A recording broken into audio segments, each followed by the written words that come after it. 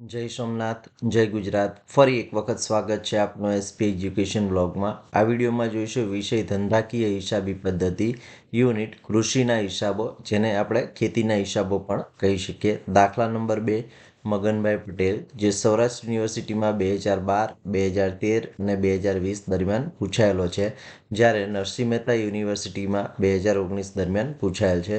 સૌપ્રથમ જોઈશું આપણે દાખલાની રકમ, અને દાખલાની રકમને આધારે કઈ વિગત કૃષિ ખાતાની ઉધાર બાજુ દર્શાવવાની છે અને કઈ વિગત કૃષિ ખાતાની જમા બાજુ દર્શાવવાની છે તે નક્કી કરીશું, અને તેને આધારે આપણે કૃષિ ખાતું જરૂરી હવાલા ધ્યાનમાં લઈ તૈયાર કરીશું. તો સૌપ્રથમ આપણને વિગત આપી છે, રકમ આપી છે, જેમાં શરૂનો સ્ટોક 1/4/2024ના રોજ ખાતરનો 7,500 છે, બિયારણ 4,500 છે, ઊભો પાક 1,500 છે, જ્યારે ઢોર ઢાખર 7,500 છે. આમ કુલ શરૂઆતનો સ્ટોક 21,000 છે, જે આપણે કૃષિ ખાતાની ઉધાર બાજુ દર્શાવવાનો છે. ત્યારબાદ આપણને ખરીદી આપી છે, જેમાં ખાતર 1,500, બિયારણ 2,250, જંતુનાશક દવા 3,000 અને ઢોર ઢાંખર 3,000 આપ્યા છે. જે શરૂનો સ્ટોક હોવાથી આ ખરીદી હોવાથી કૃષિ ખાતાની ઉધાર બાજુ દર્શાવીશું. ત્યારબાદ વાડ કરવાનો ખર્ચ ₹3,000 છે, જે કૃષિ ખાતાની ઉધાર બાજુ સૂચના મુજબ દર્શાવવાનો છે, એટલે કે હવાલો હોય તો ધ્યાનમાં લેવાનો છે. મજૂરી ₹7,500 કૃષિ ખાતાની ઉધાર બાજુ દર્શાવવાની છે. ટ્રેક્ટર ભાડું ₹750 કૃષિ ખાતાની ઉધાર બાજુ દર્શાવવાનું છે. 10%ની સહકારી મંડળીની લોન 1/10/2024ના રોજ ₹15,000 લીધી છે, તો સહકારી મંડળી પર લોનનું વ્યાજ છે એ કૃષિ ખાતાની ઉધાર બાજુ દર્શાવવાનું છે, જ્યારે સહકારી મંડળીની લોન છે એ મૂડી દેવા બાજુ દર્શાવવાની છે. જમીન મહેસૂલ ₹300 કૃષિ ખાતાની ઉધાર બાજુ. વીમા પ્રીમિયમ, જેમાં પાકનું 150 અને ઢોરનું 250, કુલ 400 વીમા પ્રીમિયમ છે એ કૃષિ ખાતાની ઉધાર બાજુ દર્શાવવાનું છે. જ્યારે વેચાણમાં ઘાસ ₹7,500, દૂધ ₹3,000, ચોખા ₹12,000 અને ઘઉં ₹15,000, એમ કુલ વેચાણ 37,500 કૃષિ ખાતાની જમા બાજુ દર્શાવવાનું છે. વધારાની માહિતી ધ્યાનમાં લઈએ તો આખર સ્ટોક તારીખ 31/3/2025ના રોજ આપણને આપ્યો છે, જેમાં ખાતરનો 750 છે, બિયારણ 2,250 છે અને ઢોર ઢાખર 9,000 છે. આમ આખરના સ્ટોકની કુલ કિંમત ₹12,000 છે, જે આપણે કૃષિ ખાતાની જમા બાજુ દર્શાવવાનું છે. 300ની કિંમતનું ઘાસ એટલે કે રજકો પોતાના ઢોરને ઢાખરને ખવડાવવા માટે ઉગાડેલ છે, જે કૃષિ ખાતાની ઉધાર બાજુ દર્શાવવાનો છે, અને જમા બાજુ પણ દર્શાવવાનું છે, કારણ કે પોતાના ઢોરને ખવડાવવા માટે જો ખેતરમાં ન ઉગાડેલ હોત તો બહારથી લાવવું પડે, જે ખર્ચ ગણાત. અંગત વપરાશ માટે લીધેલ અનાજમાં ઘઉં ₹1,000 અને ચોખા ₹700, જે આપણે કૃષિ ખાતાની જમા બાજુ ઉપાડથી ગયેલ માલ તરીકે દર્શાવવાના છે. ધર્માદામાં આપેલ અનાજ ₹1,000, તો ધર્માદાથી ગયેલ અનાજ જાવક રૂપે કૃષિ ખાતાની જમા બાજુ, અને ધર્માદો ખર્ચ હોવાથી કૃષિ ખાતાની ઉધાર બાજુ દર્શાવવાનો છે.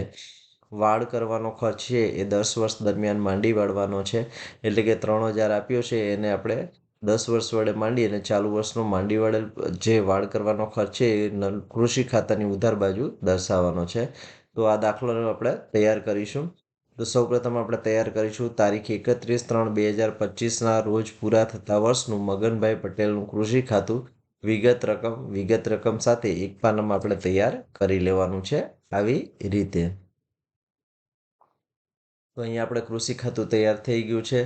જરૂરી વિગતો ધ્યાનમાં લેતા જઈશું અને તેની અસર આપણે કૃષિ ખાતાની ઉધાર અને જમા બાજુ મૂકતા જઈશું. તો સૌપ્રથમ દાખલામાં આપણને આપ્યો છે શરૂનો સ્ટોક. તો શરૂનો સ્ટોક આપ્યો છે ₹21,000, જેમાં ખાતર 7,500, બિયારણ 4,500 અને ઊભો પાક 1,500 છે, જ્યારે ઢોર ઢાખર 7,500 છે. કુલ 21,000 શરૂનો સ્ટોક છે, જે કૃષિ ખાતાની ઉધાર બાજુ આપણે દર્શાવવાનો છે. તો કૃષિ ખાતાની ઉધાર બાજુ જઈશું. વિગતમાં લખીશું શરૂનો સ્ટોક 1/4/2024ના રોજ. અંદરની કોલમમાં લખવાનો છે ખાતર 7,500, બિયારણ 4,500, ઊભો પાક 1,500 અને ઢોર ઢાખર 7,500. કુલ સરવાળો થશે ₹21,000, જે આપણે આઉટર કોલમ દર્શાવવાનો છે. તો શરૂનો સ્ટોક આપણે દર્શાવી દીધો છે કૃષિ ખાતાની ઉધાર બાજુ. આગળની વિગત જોઈશું દાખલાની રકમમાં અને તેની અસર આપીશું. તો આપણને આપ્યું છે ખરીદી. તો વર્ષ દરમિયાન ખરીદીમાં આપણને આપ્યું છે ખાતર 1,500, બિયારણ 2,250, જંતુનાશક દવા છે એ 3000 છે અને ઢોર ઢાંખર 3000 છે. આમ કુલ ખરીદી 9750ની છે અને ખરીદી એ ખર્ચ છે એ આપણે કૃષિ ખાતાની ઉધાર બાજુ દર્શાવવાની છે. તો કૃષિ ખાતાની ઉધાર બાજુ જઈશું, વિગતમાં લખીશું ખરીદી ખાતર અંદરની કોલમમાં 1500, બિયારણ અંદરની કોલમમાં 2250, જંતુનાશક અંદરની કોલમમાં 3000 અને ઢોર ઢાંખર અંદરની કોલમમાં ₹3000. સરવાળો કરીશું તો આપણને મળશે 9750. એ આપણે આઉટર કોલમ મૂકવાનો છે. ત્યારબાદ આપણે જોઈશું વિગત છે વાડ કરવાનો ખર્ચ. તો વાડ કરવાનો ખર્ચ રૂપિયા આપણને 3000 આપેલ છે, જે આપણે 10 વર્ષ દરમિયાન માંડી વાળવાનો છે. તો વાડ કરવાનો ખર્ચ લખીશું, વિગતમાં લખીશું વાડ કરવાનો ખર્ચ અને 10 વર્ષ દરમિયાન માંડી વાળવાનો છે. તો કે કુલ ખર્ચ 3000 છે ગુણ્યા 1/10. તો ચાલુ વર્ષ દરમિયાન આપણે ₹300 વાડ કરવાનો ખર્ચ માંડી વાળીશું. ત્યારબાદ મજૂરી આપી છે 7500. કૃષિ ખાતાની ઉધાર બાજુ દર્શાવી દેવાની છે. તો વિગતમાં લખીશું મજૂરી, રકમમાં લખીશું 7500 કૃષિ ખાતાની ઉધાર બાજુ. ત્યારબાદ આપણને ટ્રેક્ટર ભાડું આપ્યું છે ₹750. તો એ પણ કૃષિ ખાતાની ઉધાર બાજુ દર્શાવી દેવાનું છે. ટ્રેક્ટર ભાડું, વિગતમાં લખીશું ટ્રેક્ટર ભાડું અને રકમ લખીશું 750. ત્યારબાદ આપણને 10%ની સહકારી મંડળીની લોન આપી છે. તો સહકારી મંડળીની લોન પર વ્યાજની ગણતરી આપણે કરવાની છે. તો સહકારી મંડળીની જે લોન આપી છે એના પર વ્યાજની ગણતરી કરીશું. તો અહીંયા આપણને દાખલામાં આપી છે સહકારી મંડળીની લોન 1/10/2024ના રોજ, વર્ષ પૂરું થાય છે 31/3/2025ના રોજ. તો 15,000 પર 10% લેખે 6 માસનું વ્યાજ ગણવાનું છે. તો સહકારી મંડળીની લોન પર વ્યાજ ગણીશું. તો વિગતમાં લખીશું સહકારી મંડળીની લોન પર વ્યાજ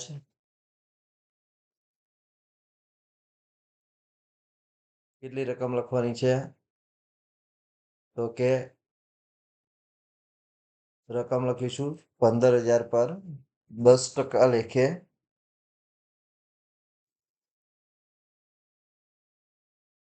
15,000 ગુણ્યા 10% લેખે 6 માસનું વ્યાજ ગણવાનું છે. એટલે ગુણ્યા 6/12 કરીશું તો રકમ મળશે આપણને રૂપિયા, કેલ્ક્યુલેટરની મદદથી કરીશું તો 750. તો સહકારી મંડળી પર લોનનું વ્યાજ 750. ત્યારબાદ આગળની વિગત જોઈશું. તો વીમા પ્રીમિયમ આપણને આપ્યું છે પાકનું 150, ઢોર ઢાંખરનું 250 અને કુલ 450 છે. એ આપણે કૃષિ ખાતાની ઉધાર બાજુ દર્શાવી દેવાનું છે.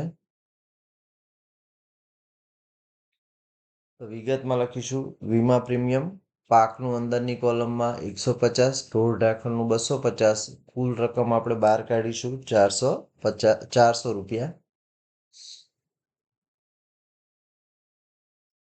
ત્યારબાદ આગળની વિગત જોઈશું.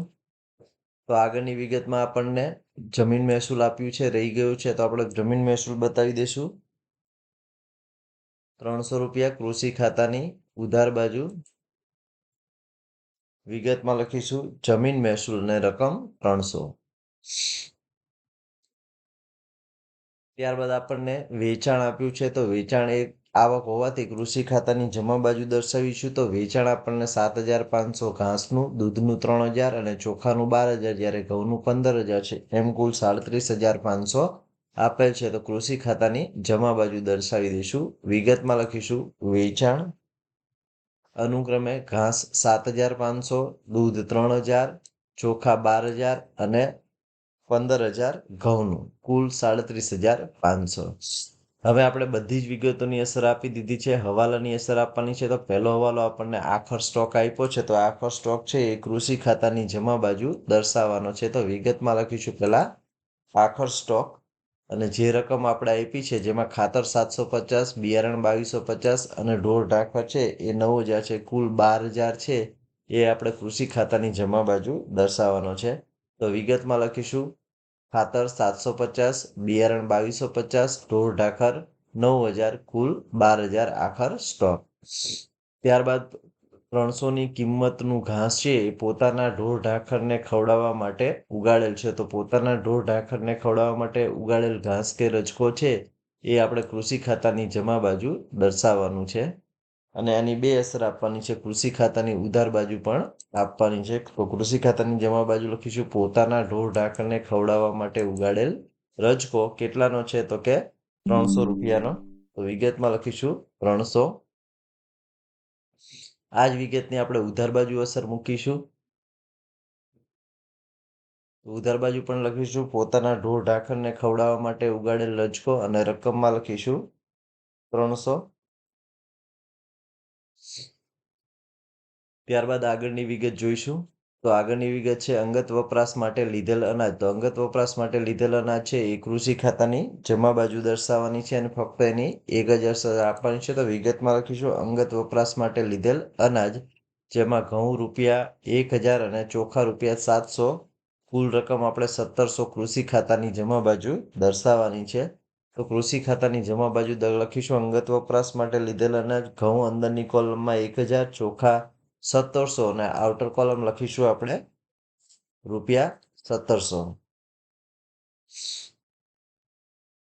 ત્યારબાદ ધર્માદામાં આપેલ અનાજ છે. તો ધર્માદાથી ગયેલ અનાજ છે એ કૃષિ ખાતાની ઉધાર અને જમા બાજુ બંને બાજુ દર્શાવવાની છે. તો વિગતમાં લખીશું ધર્માદામાં આપેલ અનાજ અને રકમમાં લખીશું 1000.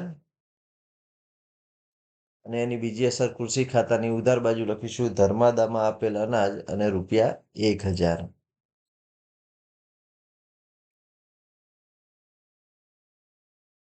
ત્યારબાદ આપણે આની અસર આપી દીધી છે. હવે આપણે કૃષિ ખાતું બંધ કરવાનું છે. તો પહેલા સૌપ્રથમ આપણે કૃષિ ખાતાની જમા બાજુનો સરવાળો કરીશું અને પછી એને ઉધાર બાજુ મૂકીશું અને તફાવત શોધીશું. તો કૃષિ ખાતાની જમા બાજુનો સરવાળો કરી તો 37,500 વત્તા 12,000 વત્તા 300 વત્તા 1700 વત્તા 1000 કરીશું તો મળશે આપણને 52,500. તો ઉધાર જમા બાજુ મૂકીશું 52,500, ઉધાર બાજુ મૂકીશું 52,500. 52,500માંથી અનુક્રમે આપણે કેલ્ક્યુલેટરની મદદથી બાદ કરીશું 21,000, ત્યારબાદ કરીશું 9,750, 300, 750, 750, 750, 300, 400, 300 ને 1000. તો તફાવત તમને મળશે ₹10,450, જે નફો છે અને નફા નુકસાન ખાતે લઈ જવાનો છે. તો નફો વિગતમાં લખીશું નફો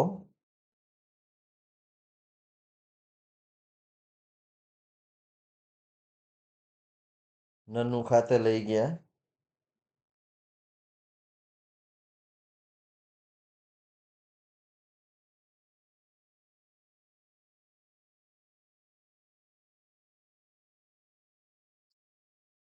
તો આવી રીતે કૃષિ ખાતું બંધ કરી ચોખ્ખો નફો કે નુકસાન સુધી તમારે નફા નુકસાન ખાતે લઈ જવાનું છે. તો દાખલો ગણતી વખતે ખાસ વિગતો યાદ રાખવાની છે કે કૃષિ ખાતાની ઉધાર બાજુ આવતી વિગતો ઉધાર બાજુ, આ જમા બાજુ આવતી વિગતો જમા બાજુ દર્શાવવાની છે અને જે વિગતનો બે બાજુ અસર આપવાની છે એ વિગતની બંને અસરો આપવાની છે.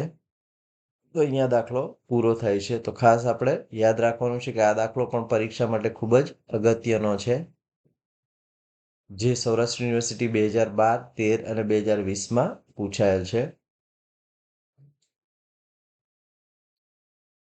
જો વિડીયો ગમ્યો હોય તો વિડીયોને લાઈક કરો, લિંકને મિત્રો સાથે શેર કરો, ચેનલમાં નવા હોય ચેનલ સબસ્ક્રાઈબ કરો. જય સોમનાથ, જય ગુજરાત, થેન્ક યુ.